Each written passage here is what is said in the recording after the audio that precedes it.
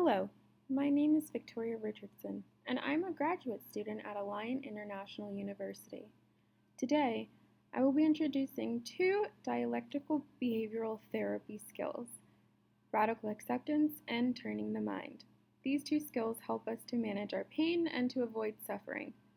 If you have any further questions regarding a concept in this video, please don't hesitate to comment below, and I will be sure to answer any of your lingering questions. Okay, let's get started. In dialectical behavioral therapy, otherwise known as DBT, we use a variety of interventions. There are 5 DBT skills used to help enhance a client's capabilities. These 4 are mindfulness, distress tolerance, interpersonal effectiveness, and emotion regulation. Now, for the purpose of this video, we will be focusing on distress tolerance skills. So you're probably wondering, what are distress tolerance skills? Distress tolerance skills include unique interventions that will help you to manage distressing symptoms in a more healthy manner. This is particularly helpful for clients or individuals, anyone honestly can use this, who may find it hard not being in control when faced with difficult situations, but just need guidance to manage responses if impulsive. This will ultimately help you cope and survive in a crisis by helping you to better cope with short-term or long-term pain. This short or long-term pain could be either physical or emotional. It is important to remember that distress tolerance skills assist you in accepting reality when reality is difficult to accept. There are 5 different kinds of distress tolerance skills. These are TIP, temperature, intense exercise, paced breathing, and paired muscle relaxation. The next one is STOP. STOP stands for stop, take a step back, observe the situation, and proceed effectively. Half smile is another one. Willing hands, radical acceptance, and turning the mind, which is actually also a part of radical acceptance.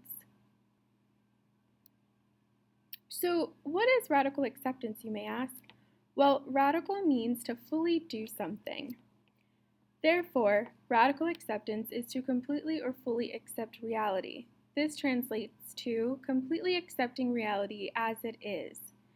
In order to avoid pain, we must be able to learn how to have acceptance from deep within. We must also let go of fighting reality. So being non-judgmental is also key. An important note to make is that we cannot begin to initiate problem solving until we radically accept a problem. Let me give you an example of this. Imagine you're headed to a doctor's appointment, but today, instead of driving your car, you decide to use a ride-sharing app. You decided to go with the cheapest option, which is $5 cheaper, but it also happens to be a shared ride option.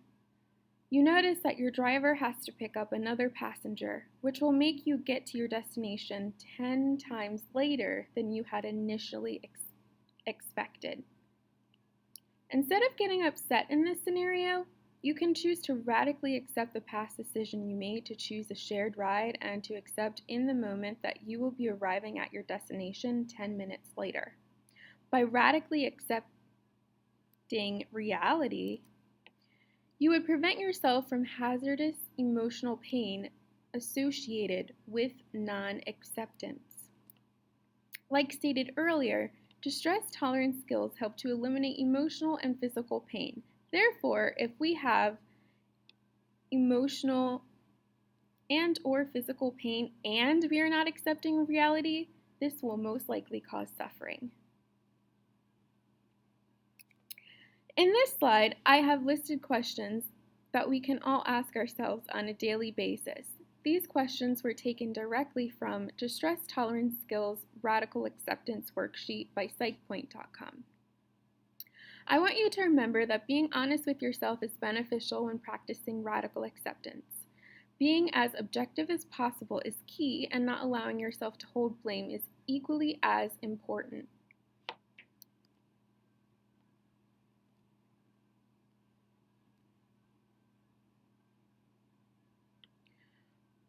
One question to ask is, what is the upsetting situation? How did this upsetting situation occur? What effect did this have on me?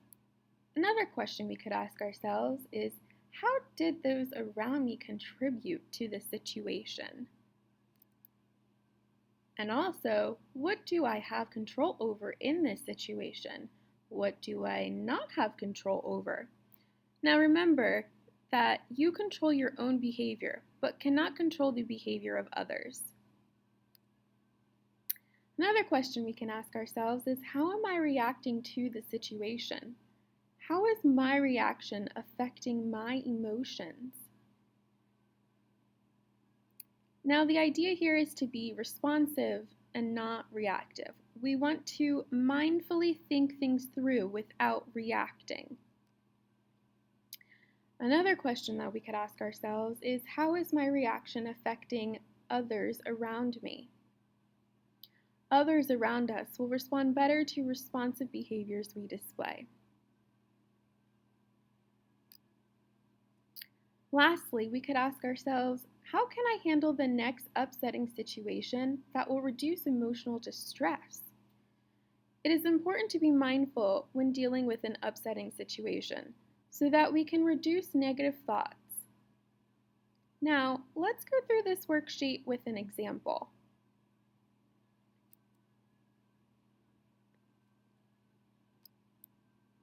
So here is that worksheet. Now, let's use our example mentioned before regarding using a rideshare app. So, with the first box, it states, what is the upsetting situation? How did this upsetting situation occur? What effect did it have on you? Using the rideshare example, we would say the upsetting situation is that I will be 10 minutes late to my doctor's office. This situation occurred because another rider requested a ride that is within my destination area. The effect that this had on me was that I became noticeably frustrated. For our second question, how did your behavior contribute to the situation? For the purpose of this example, we could say my behavior contributed to the situation because I decided to use the shared option only because it was cheaper. How did those around you contribute to the situation? Those around me contributed in making me late because another rider requested a ride and my driver took a detour. To answer the question, what did you have control over in this situation? What did you not have control over in this situation? One person might say, I had control over the fact that I could request another driver and had the ability to call my doctor's office to let them know that I'm running late to my appointment. However, I did not have control over traffic flow and the time in which I would reach my destination. How did you react to the situation? How did your reaction affect your emotions? At first, I was upset, and that was my initial reaction. This reaction affected my emotions because I became agitated and irritable. How did your reaction affect those around you? Those around me were affected by my reaction because they felt saddened or even guilty. How can you handle the next upsetting situation? In the next situation, I could request a private driver if I have an appointment. I could also handle my reaction in a more mature manner because no one is to blame and there are situations in life which we have to accept that we cannot control. Now, this is an example of how to fill out this worksheet. Radical acceptance. Now that we know what radical acceptance is, let's focus on how we can implement this into our everyday lives.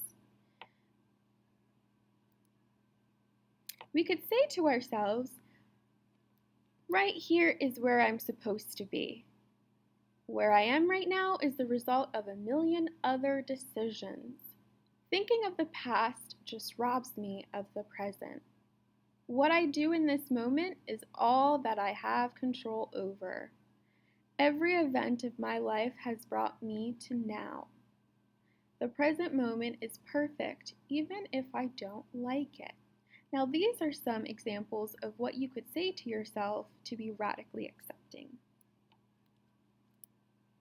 Now, I would like to go over another example of radical acceptance. Let's imagine you are on your way to an interview for a job opportunity. As you are driving, you encounter traffic and are now bumper to bumper. You glance at the clock and realize you may be late to your interview. Now, for typical thinking, we might think in this situation, this is ridiculous. Why does there have to be traffic the day I decide to drive this route? Why did this have to happen today? If we were to have radical acceptance, we may say, I may be disappointed right now, but I accept the outcome. I will not dwell in my anger and frustration, but instead accept that this is out of my control. The typical thinking portion is an unproductive way to ruminate and think about what might be better. When we radically accept a situation, we are acknowledging our feelings and emotions and mindfully accepting our emotional reactions. We are also not fighting with reality and situations that are out of our control. We could also come up with alternative actions such as continuing to practice for our upcoming interview while in the car. After all, traffic happens. If we let our interviewer know we are running late, they may be understanding. Let's do another example. Let's say you are a high school senior applying for college. You just submitted an application to the university that is your first choice. Unfortunately, you find out that you weren't selected, although you felt you had a strong application and were a very strong applicant. For typical thinking, we might say to ourselves, this is preposterous and not fair. I did everything I was supposed to. I was one of the best applicants. They just cannot do this to me. However, in order to radically accept the situation, we may say, you know what? I may be frustrated right now, but I accept that the admissions counselors felt that someone else would be a better fit. There will be situations in which are out of your control. It is very easy to think that the outcome of a situation is unfair, or even that you should not be experiencing this. This way of thinking can cause emotional pain, like discussed earlier in the presentation. When using radical acceptance, we are using a healthier way of thinking. Instead of focusing on how we believe a situation should have taken place, we can instead accept the situation and that it did not go in our favor. By accepting the situation, we are not condoning it, but are accepting the fact that a problem is out of our control. Overall, acceptance of reality causes less distress, anger, sadness, anxiety, and other negative emotions that will cause emotional pain. What is turning the mind?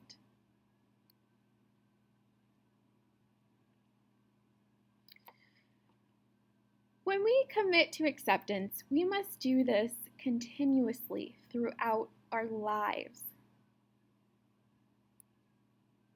When we are choosing to accept reality, it comes from an inner commitment.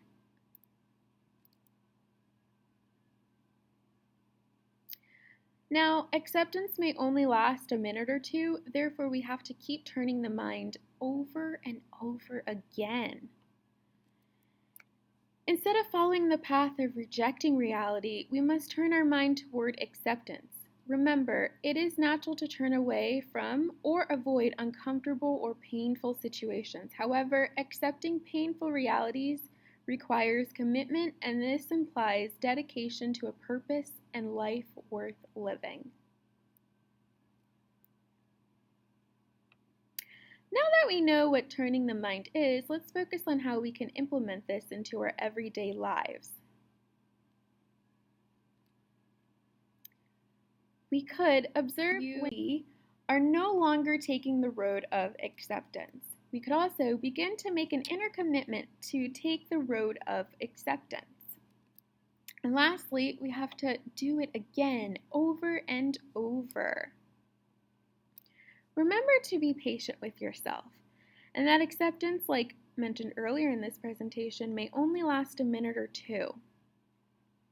As long as you are committing to acceptance and doing this over and over again, this shows your dedication and acceptance of reality.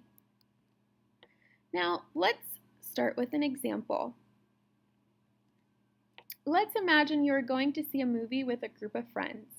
You want to see a popular superhero movie, but all of your friends went to see the new horror movie that was released a few days ago. An example of turning the mind would be to accept the fact that no one would like to see the movie you're interested in. That is a big step. When we turn the mind towards the path of acceptance, we are committing to acceptance. We can still have fun and enjoy being with our friends. I would like to emphasize that we have to remind ourselves to turn the mind toward the road of acceptance over and over again. Regarding this situation, we have to continue to recognize and acknowledge when we are not taking the road to acceptance and continue to continuously take the road to acceptance. Now, let's go through another example. Imagine that you applied to an amazing job opportunity, but did not get the position you wanted, which was the position of manager. However, you were still offered a position, but just as the assistant manager. If we were to turn the mind towards the path of acceptance in this scenario, we are being non-judgmental and accepting the fact that it is okay if we did not get the job we wanted. In due time, we can reapply and become proactive in obtaining stronger skills better suited for that position. Remember, you still got hired. I hope by now you have a better understanding of what radical acceptance and turning the mind is. My hope is that the examples used within this presentation were useful. Again, as mentioned earlier in this presentation, please do not hesitate to post questions regarding the content below for further clarification if needed. Thank you.